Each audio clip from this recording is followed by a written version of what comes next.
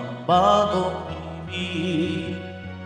Papurihan Diyos ng pag-ibig, sa pag-ating gulitain ang pag-ibig ng Diyos sa atin, ang pag-ibig ng Diyos sa atin.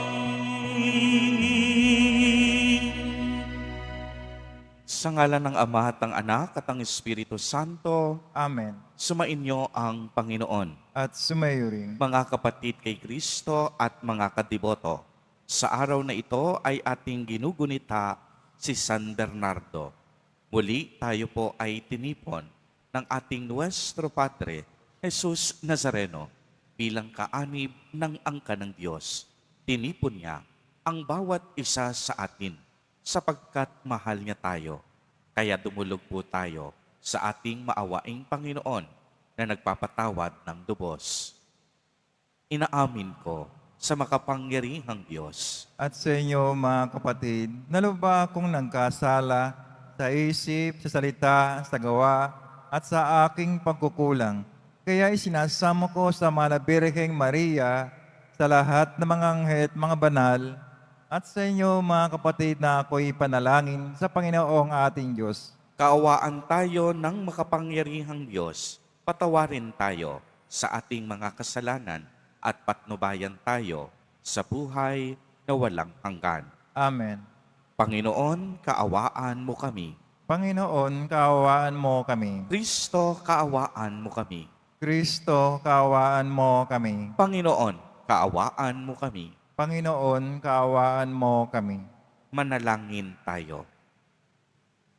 Ama naming makapangyarihan, ginawa mong maalab sa pagmamalasakit sa iyong tahanan ang pagbibigay liwanag sa iyong sambayanan at sa pagdaragdag sa liwanag na ito ang abad na si San Bernardo. Bilang tugon sa kaniyang pagdalangin, pag-alabin mo rin ang diwa naming sa lubos na pagtahak sa landas na dapat taluntunin ng mga anak ng liwanag sa pamamagitan ni Jesucristo kasama ng Espiritu Santo magpa sa walang hanggan. Amen. Magsiyo po muna ang lahat. Pagbasa mula sa aklat ni Propeta Ezekiel. Ito ang sinasabi ng Panginoon. Ipakikita ko ang kabanalan ng dakila kong pangalan na nalapastangan sa harap ng mga bansa. Makikilala ng lahat na ako ang Panginoon kung maipakita ko na sa kanila ang aking kabanalan. Titipunin ko kayo mula sa iba't ibang bansa upang ibalik sa inyong bayan. Wiwisikan ko kayo ng tubig na dalisay upang kayo'y luminis. Aalisin ko rin ang naging mantya ninyo dahil sa inyong mga Diyos-Diyosan. Bibigyan ko kayo ng bagong puso at bagong espiritu. Ang masuwayin ninyong puso ay gagawin kong masunurin. Bibigyan ko kayo ng aking espiritu upang makalakad kayo ayon sa aking mga tuntunin at masunod ninyong mabuti ang aking mga utos. Ititira ko kayo sa lupaing ibinigay ko sa inyong mga ninuno. Kayo ay magiging bayan ko at ako ang inyong Diyos. Ang salita ng Diyos. Salamat sa Diyos. Kayo'y aking wiwisikan upang salay mahugasan. Kayo'y aking wiwisikan upang salay mahugasan. Isang pusong tapat sa aking likhain. Bigyan mo, O Diyos, ng bagong damdamin. Sa iyong harapay, huwag akong alisin. Ang Espiritu mo ang papaghariin. Kayo'y aking wiwisikan upang salay mahugasan. Ang galak na dulot ng iyong pagliligtas, ibalik at ako ay gawin mong tapat. Kung magkagayon na, aking tuturuang sa iyo'y lumapit ang makasalanan. Kayo aking wiwisikan upang salay mahugasan. Hindi mo nais ang mga panghandog. Sa ahing hinunog, di ka nalulugod. Ang handog ko, O Diyos, na karapat-dapat, ay ang pakumbabat, pusong mapagtapat. Kayo aking wiwisikan upang salay maugasan. Tumayo na po ang lahat.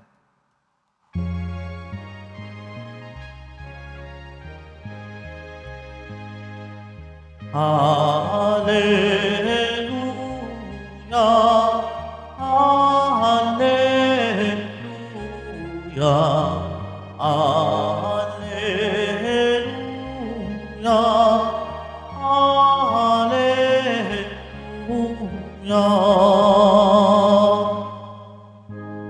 Tingin ninyong lahat ngayon ang tinig ng Panginoon sa loob ng mahinahon. Hallelujah, Hallelujah, Hallelujah, Hallelujah.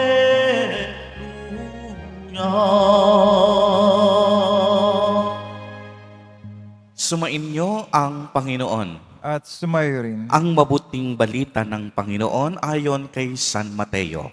Papuri sa iyo, Panginoon.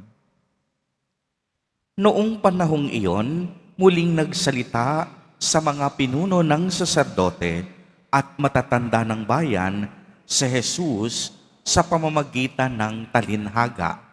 Sinabi niya, ang paghahari ng Diyos ay katulad nito. Naghandog ng isang piging ang isang hari sa kasal ng kaniyang anak na lalaki. Sinugo niya ang kaniyang mga alipin upang tawagin ang mga inanyayahan, ngunit ayaw nilang dumalo. Muli siyang nagsugo ng ibang mga alipin at kaniyang pinagbilinan. Sabihin ninyo sa mga inanyayahan na naihanda ko na ang aking piging. Napatay na ang aking mga baka at pinatabang guya, at handa na ang lahat ng bagay. Halik kayo sa piging. Ngunit hindi ito pinansin ng mga inanyayahan.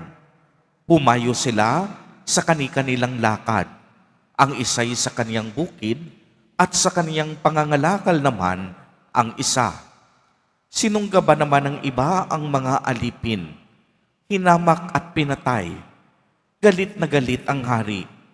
Pinaparoon niya ang kaniyang mga kawal, ipinapuksa ang mga mamamatay taong iyon, at ipinasunog ang kanilang lungsod. Sinabi niya sa kaniyang mga alipin, nakahanda na ang piging, ngunit hindi karapat-dapat ang mga inaanyayahan. Kaya't pumunta kayo sa mga lansangang matao at inyong anyayahan sa kasalan ang lahat ng makita ninyo. Lumabas nga sa mga pangunahing lansangan ang mga alipin at isinama ang lahat ng natagpuan, masasama at mabubuti. Ano pat napuno ng mga panauhin ang bulwagang pangkasalan. Pumasok ang hari upang tignan ang mga panauhin, at nakita niya roon ang isang taong hindi nakadamit pangkasalan. Kaibigan, bakit ka pumasok dito nang hindi nakadamit pangkasalan? Tanong niya. Hindi nakaimik ang tao, kaya't sinabi ng hari sa mga katulong, gapusin ninyo ang kaniyang kamay at paa, at itapon siya sa kadiliman sa labas. Dooy mananangis siya at mangangalit ang kaniyang ngipin, sapagkat marami ang tinawag, ngunit kakaunti ang nahihirang. Ang mabuting balita ng Panginoon. Pinupuri ka namin, Panginoong Jesucristo. Magsiupo muna ang lahat. Magandang umaga po sa inyong lahat, mga kapatid kay Kristo. Sa lahat po ng ating mga taga-subaybay sa iba't ibang online platforms at sa lahat ng ating mga kadiboto sa iba't ibang panig ng Pilipinas at maging sa buong mundo kung saan tayo ay naaabot ngayon ng ating live streaming. Mapayapang umaga din po sa inyong lahat. Purihin at dakilain natin ang ating Panginoon, ang mahal na poong Jesus Nazareno. Mga kapatid kay Kristo at mga kadiboto, malugod po namin kayong tinatanggap sa Basilica Minor at Pambansang Dambana ni Jesus Nazareno. Narinig po natin sa ating ebanghelyo ang talinhaga tungkol sa malaking piging at ang mga inanyayahan. Makikita natin sa parabola ang pag-anyaya ng isang hari upang makisalo sana sa kasal ng kaniyang anak na lalaki ang mga taong kaniyang inanyayahan. Pero kapansin-pansin po sa kwento ang biglaang pagtanggi ng mga inanyayahan. Humayo sila sa kanilang lakad, ang isa'y sa kaniyang bukid at sa kaniyang pangangalakal naman ang isa. Ito pa ang nangyari. Sinunggaban ang ilang alipin, hinamak at pinatay. Sa bandang huli, lumabas sa pangunahing lansangan ang mga alipin at isinama, inanyayahan lahat ng natagpuan, masasama man o mabuti. Dahil dito, napuno na ang bulwagang pangkasalan. Subalit napansin ng hari na may mga ilan na hindi nakadamit pangkasal. Kaya't inutos niya na igapos ang mga ito at itapon sa kadiliman. Mga kapatid, tunay ngang napakadami ang inaanyayahan, subalit hindi lahat dumalo. Ang mga inanyayahan ay hindi nakahanda. Ang mga inanyayahan patuloy sa kanilang nakagisnang pamumuhay. Mabubuti pa ang iba, yung mahihirap, yung mga nasa laylayan ng lipunan, mga pulubi, mga bulag at pilay. May oras at panahon para sa paanyaya ng Panginoon. Ang banal na Eucharistia po ay isang maganda at makapangyarihang piging na inihanda ng Diyos para sa ating lahat. Ito po ay kakaibang piging sapagkat ito ang tanging handaan na nakakapagpatawad, nakapagbibigay buhay, at nakapagbibigay lunas sa ating mga sakit at karamdaman. Sa banal na Eucharistia, ibinibigay ng naghanda hindi lamang ang mga makalangit na pagpapala, kundi maging ang kaniyang sariling buhay. Sa Eucharistia po, tinatanggap natin ang tunay na katawan at dugo ni Jesus Nazareno. Sa Eucharistia, hindi lamang tayo basta kasali, kung hindi tayo mismo ay kasalo ng Panginoon sa biyaya niyang kaligtasan at buhay na walang hanggan. Binuksan na po ni Jesus Nazareno ang pintuan ng kaligtasan sa langit. Ngunit marami pa rin sa atin abala sa mundong ito. Abala sa pagpapayamang material. Abala sa paggawa ng masama, abala sa mga makasariling hangarin, abala sa paninira ng ibang tao, abala sa tsismisan at panlilibak, abala sa mga maling pangarap. Mga kapatid, hindi ko po sinasabing masama ang maghanap buhay at magkaroon ng mga pagkakaabalahan. Ang sinasabi ko ay ang maling pinagkakaabalahan, ang maling direksyon, ang maling motibasyon, at ang mga maling hangarin natin sa buhay. Nais ni Jesus Nazareno, magsumikap tayo sa ating buhay. Magsumikap tayo para sa ating mga pamilya. Pero huwag natin siyang kakalimutan sa bawat gawain na mayroon tayo. Uulitin ko po mga kapatid, sapagkat ito'y napakahalaga, huwag na huwag po nating kakalimutan ang ating Panginoon sa bawat gawain na mayroon tayo. Marami pong handaan ang pwede nating daluhan. Maraming handaan ang pwede nating pagkaabalahan.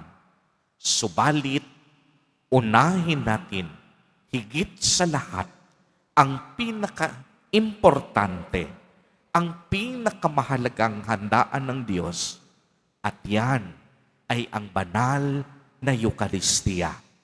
Ihanda natin lagi ang ating mga sarili upang tanggapin ang biyayang ito mula sa Panginoon. Baguhin na po natin ang takbo ng ating pag-iisip. Gumawa tayo ng tama at mabuti. Amen. Amen. Purihin at dakilain natin ang ating Panginoon, ang mahal na poong Jesus Nazareno. Tumayo na po ang lahat.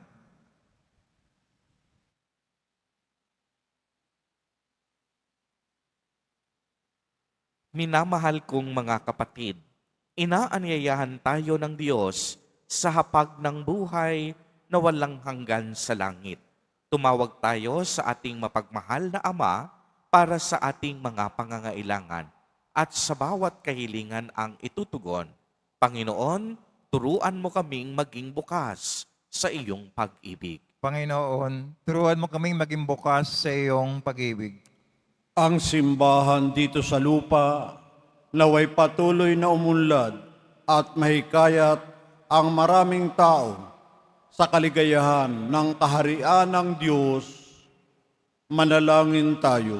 Panginoon, turuan mo kaming maging bukas sa iyong pag-ibig. Ang mga mayayaman at mahihirap, naway huwag iwasan ang hamon at tawag ng kaharian ng langit. Manalangin tayo. Panginoon, turuan mo kaming maging bukas sa iyong pag-ibig. Sa pagkakaroon ng dalisay at nagsisising puso, tayo naway matagpo ang karapat-dapat na makibahagi sa hapag na inihanda ng Diyos para sa atin. Manalangin tayo. Panginoon, turuan mo kaming maging bukas sa iyong pag-ibig. Ang mga may sakit at may kapansanan, naway maibahagi natin ang habag at kabutihan ng Diyos. Manalangin tayo. Panginoon, turuan mo kaming maging bukas sa iyong pag-ibig. Ang mga namatay, naway mabuhay sa tahanan ng Diyos at magbunyi sa hapag ng buhay na walang hanggan. Manalangin tayo. Panginoon, turuan mo kaming maging bukas sa iyong pag-ibig. Ama naming nasa langit, inaanyayahan mo kami na makapiling ka sa iyong kaharian.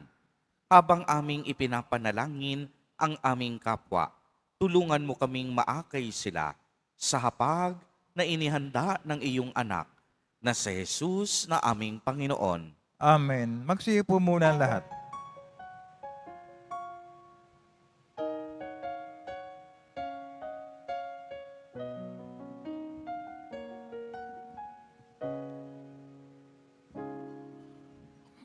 Kunin mo ang alay kong tinapay, nagmula sa butil ng uhay. Iniaalay sa'yo hapag naway pabanalin at iyong basbasan.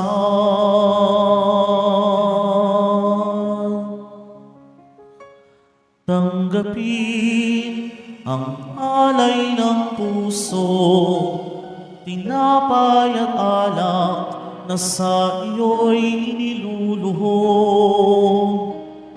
Kalugdan mo, mga munting handog, tanda ng pag-ibig at pag-asa sa iyong habag.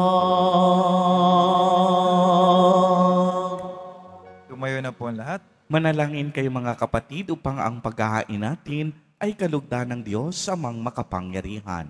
Tanggapin nawa ng Panginoon itong paghahain sa iyong mga kamay sa kapuri niya at karangalan sa ating kapakinabangan at sa buong sambayanang banal. Ama naming lumikha, inihahain namin ang pananda ng pagkakaisa at kapayapaan. Ngayong ginugunita namin ang abad na si San Bernardo na sa salita't gawa ay nagsikap pagkasunduin ang simbahan sa pamamagitan ni Jesucristo kasama ng Espiritu Santo magpa sa walang hanggan. Amen. Sumainyo ang Panginoon. At sumayo rin. Itaas sa Diyos ang inyong puso at diwa. Tinaas na namin sa Panginoon. Pasalamatan natin ang Panginoong ating Diyos. Marapat na siya ay pasalamatan. Ama naming makapangyarihan, tunay ngang marapat na ikaw ay aming pasalamatan. Ang pagpaparangal sa iyong kabutihay, lagi mong pinaalingaw-ngaw sa iyong sambayanan, sa pagkakaroon ng mga kaanib na maaasahan at tapat tulad mo sa pananagutan upang magbunga ang punyagi ng iyong anak na sa iyong pag-ibig kami makatulad. Ang mga banal na tao'y tumutulong sa lahat sa pagbibigay halimbawa't pananalangin wagas. Kaya kaisa ng mga anghel na nagsisiawit ng papuri sa iyo nang walang humpay sa kalangitan, kami nagbubunyi sa iyong kadakilaan. Santo, Santo, Santo, Panginoon Diyos ng mga hukbo, napupuno ang langit at lupa ng kadakilaan mo, o sana sa kaitaasan. Pinagpala ng paririto sa ngalan ng Panginoon, o sana sa kaitaasan. Magsilod po ang lahat. Ama naming banal, ikaw ang bukal ng tanang kabanalan. Kaya't sa pamamagitan ng iyong Espiritu ay gawin mo pong banal ang mga kaloob na ito upang para sa amin ay maging katawan at dugo ng aming Panginoong Jesucristo. Bago niya pinagtiis ang pusang loob na maging handog, hinawakan niya ang tinapay, pinasalamatan kaniya, pinaghati-hati niya iyon, iniabot sa kaniyang mga alagad at sinabi, tanggapin ninyong lahat ito at kanin. Ito ang aking katawan na ihahandog para sa inyo.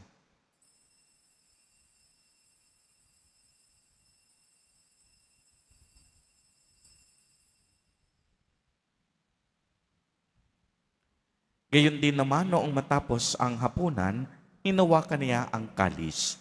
Muli kaniyang pinasalamatan. Iniabot niya ang kalis sa kaniyang mga alagad at sinabi, tanggapin ninyong lahat ito at inumin. Ito ang kalis ng aking dugo, ng bago at walang hanggang tipan. Ang aking dugo na ibubuhos para sa inyo at para sa lahat sa ikapagpapatawad ng mga kasalanan. Gawin ninyo ito sa pag-alaala sa akin.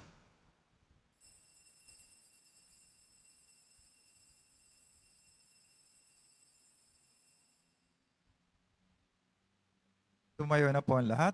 Ang misteryo ng pananampalataya. Si Kristo'y namatay, si Kristo'y nabuhay, si Kristo'y babalik sa wakas ng panahon. Ama, ginagawa po namin ngayon ng pag-alaala sa pagkamatay at muling pagkabuhay ng iyong anak. Kaya't iniaalay namin sa iyo ang tinapay na nagbibigay buhay at ang kalis na nagkakaloob ng kaligtasan. Kami po'y nagpapasalamat dahil kami iyong minarapat na tumayo sa harap mo para maglingkod sa iyo. isinasamo namin na kaming magsasalo-salo sa katawan at dugo ni Kristo ay mabuklod sa pagkakaisa sa pamamagitan ng Espiritu Santo. Ama, lingapin mo ang iyong simbahang laganap sa buong daigdig. Puspusin mo kami sa pag-ibig, kaisa ni Leon na aming Papa at ni Jose na aming Obispo at ng Tanang Kaparian. Alalahanin mo rin ang mga kapatid naming nahimlay nang may pag-asang sila'y muling mabubuhay. Gayon din ang lahat ng mga pumanaw. Kaawaan mo sila at patuloyin sa iyong kaliwanagan. Kaawaan mo't pagindapatin kaming lahat na makasalo sa iyong buhay na walang wakas, kaisa ng mahal na Birheng Maria na ina ng Diyos, ng kabiyak ng puso niyang si San Jose, kaisa ng mga apostol at ng lahat ng mga banal na namuhay dito sa daigdig ng kalugod-lugod sa iyo, maipagdiwang nawa namin ang pagpupuri sa ikararangal mo sa pamamagitan ng iyong anak na aming Panginoong Hesukristo. Sa pamamagitan ni Kristo, kasama niya at sa Kanya, ang lahat ng parangal at papuri ay sa iyo, Diyos amang makapangyarihan, kasama ng Espiritu Santo, magpa sa walang hanggan. Amen. Sa tagubili ng mga nakagagaling na utos at turo ni Jesus na Panginoon natin at Diyos, ipahayag po natin ng lakas loob. Ama namin, sumasalangit ka. Sambahin ang ngalan mo, mapasa amin ang kaharian mo, sundin ang loob mo dito sa lupa para nang sa langit. Bigyan mo kami ngayon ng aming kakanin sa araw-araw at patawarin mo kami sa aming mga sala para nang pagkapatawad namin sa nagkakasala sa amin at huwag mo kaming pahintulot sa tukso at adya mo kami sa lahat ng masama. Hinihiling namin na kami iadya sa lahat ng masama, pagkalooban ng kapayapaan araw-araw, iligtas sa kasalanan at ilayo sa lahat ng kapahamakan, samantalang aming pinananabikan ang dakilang araw ng pagpapahayag ng tagapagligtas naming si Hesukristo. Sapagkat iyo ang kaharian at ang kapangyarihan, tangapurihan magpakailanman. Amen. Panginoong Hesukristo, sinabi mo sa iyong mga apostol, kapayapaan ang iniiwan ko sa inyo. Ang aking kapayapaan ang ibinibigay ko sa inyo. Tungayan mo ang aming pananampalataya at huwag ang aming mga pagkakasala. Pagkalooban mo po kami ng kapayapaan at pagkakaisa ayon sa iyong kalooban, kasama ng Espiritu Santo, magpa sa walang hanggan. Amen. Ang kapayapaan ng Panginoon ay laging sumainyo. At sumayo rin. Magbigayan po tayo ng kapayapaan sa isa't isa. Kordero ng Diyos na galis ng mga kasalanan ng sanlibutan, maawa ka sa amin. Kordero ng Diyos na galis ng mga kasalanan ng sanlibutan, maawa ka sa amin. Kordero ng Diyos na galis ng mga kasalanan ng sanlibutan, ipagkalabas sa amin ang kapayapaan, magsilod po ang lahat. Ito ang kordero ng Diyos. Ito ang nag-aalis ng mga kasalanan ng sanlibutan. Mapalad ang mga inaanyayahan sa kaniyang piging. Panginoon, hindi ako karapat-dapat na magpatuloy sa iyo, ngunit sa isang salita mo lamang ay gagaling na ako.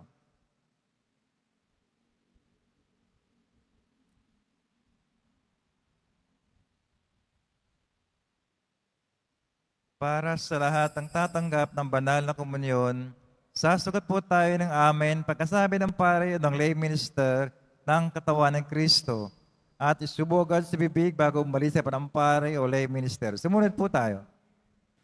Ama naming mapagmahal, ngayong napagsaluhan na namin ang bigay mong pagkaing banal sa pagdiriwang ng paggunita kay San Bernardo, maganap nawa sa amin ang dulot nitong kapakinabangan upang kaming pinalakas ng kaniyang mga halimbawa at tinuruan ng kaniyang mga tagubilin ay maging masidhing, mangingibig sa iyong salitang nagkatawang tao at nabubuhay kasama mo ng Espiritu Santo magpasawalang hanggan. Amen.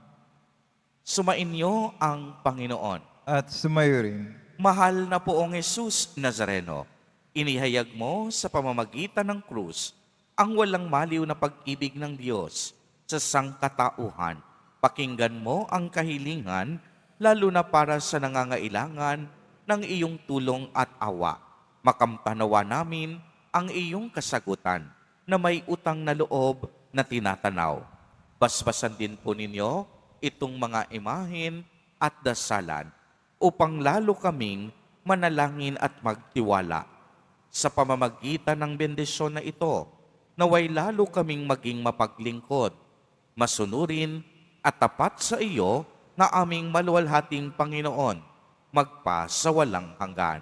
Amen. At pagpalain po kayong lahat at ng inyong buong pamilya ng makapangyarihang Diyos, Ama, Anak, at Espiritu Santo. Amen. Humayo kayong taglay ang pag-ibig at kapayapaan ng poong Jesus Nazareno. Salamat sa Diyos.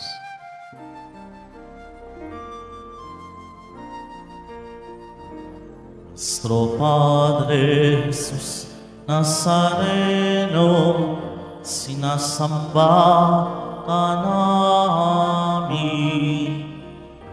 Pinipintuho ka namin, aral mo ang aming buhay at kaligtasan. Nuestro Padre Jesus Nazareno, iligtas mo kami sa kasalanan. Ang krus mo kinamatayan ay sagisag ng aming kaligtasan.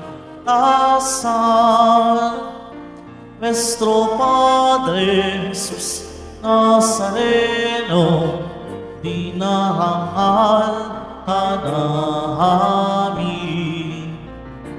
Nuestro Padre Jesus Nazareno, iluwalhati ka namin. Nuestro Padre Jesus Nazareno, dinarangal ka namin. Nuestro Padre Jesus Nazareno, iluwalhati ka namin.